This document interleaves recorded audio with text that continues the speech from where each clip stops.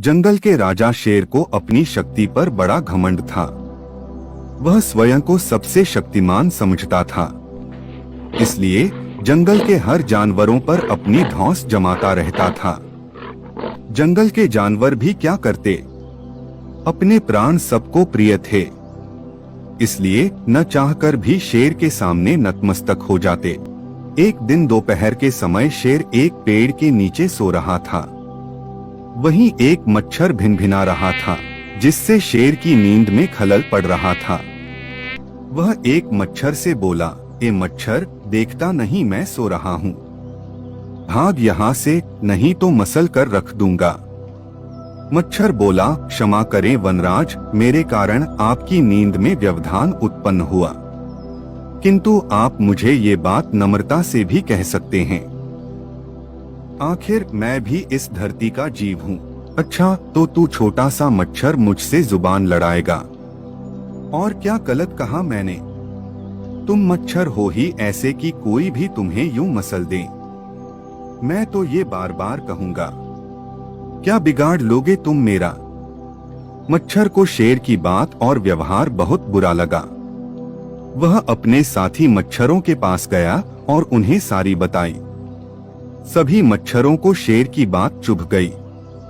उन्होंने तय किया कि इस संबंध में एक बार सब मिलकर शेर से बात करेंगे। सभी मच्छर शेर के पास पहुँचे और बोले, वनराज, हमें आपसे बात करनी है, जल्दी बोलो, मुझे तुम जैसों से बात करने की फुर्सत नहीं है। शेर बोला, वनराज, आप होंगे बहुत शक्तिशाली, किंतु इसका अर्थ ये कतई नहीं है कि आप अन्य जीवों और प्राणियों का मजाक उड़ाएं या उन्हें नीचा दिखाएं। मच्छर बोले, मैंने जो कहा सच कहा। मैं सबसे शक्तिशाली हूँ और मुझे कोई हरा नहीं सकता। घमंड में चूर शेर गरजा। ऐसा नहीं है। अगर आप शक्तिशाली हैं तो हम में भी इतना सामर्थ्य है कि आवश्यकता पड़ने पर हम किसी का भी सामना कर सकते हैं और उसे हरा सकते हैं। हम आपको भी हरा सकते हैं। मच्छर भी चुप न रहे। यह सुनकर शेर हंसते हुए बोला, तुम लोग मुझे हराओगे? तुम लोगों की इतनी हिम्मत कि मेरे सामने आकर ये बात कहो। मेरी शक्ति का अंदाजा नहीं है तुम्हें, अन्यथा ऐसा कभी नहीं कहते।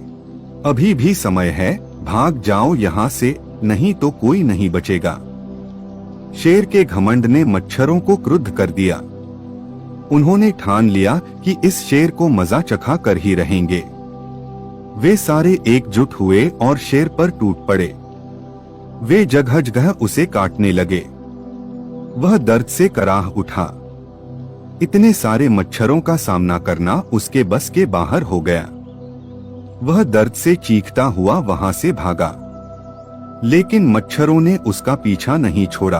वह जहां भी जाता वे भी उसके पीछे जाते और उसे काटते।